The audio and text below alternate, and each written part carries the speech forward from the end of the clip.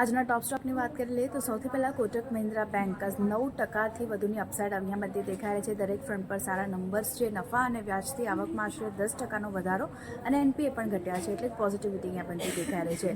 વિપ્રોની વાત કરી લઈએ 7% સુધીની અપસાઇડ. Q3ના નંબર્સ સારા રહેતા દેખાયા છે. 17.5%ની સાથે માર્જિન 3 વર્ષમાં સૌથી સારા આપણને રહેતા દેખાયા છે.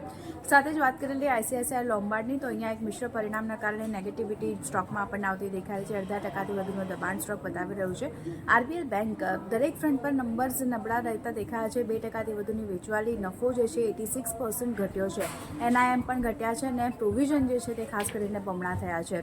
GMR એરપોર્ટ્સની વાત કરી લઈએ તો અહીંયા ડિસેમ્બર પેસેન્જર ટ્રાફિકમાં 9% વધતો દેખાયો છે. યર ઓન બેઝિસ પર અને મંથ ઓન મંથ બેઝિસ પર 6%નો વધારો છે. પોઝિટિવિટી અહીંયા બનતી દેખાઈ રહી છે. અને સેક્ટર સ્પેસિફિક વાત કરી લઈએ ફાઇનાન્શિયલ અને PSU બેંકમાં તેજી છે, જ્યારે ઓટો ફાર્મા એક વેચવાલી બતાવી રહ્યા છે.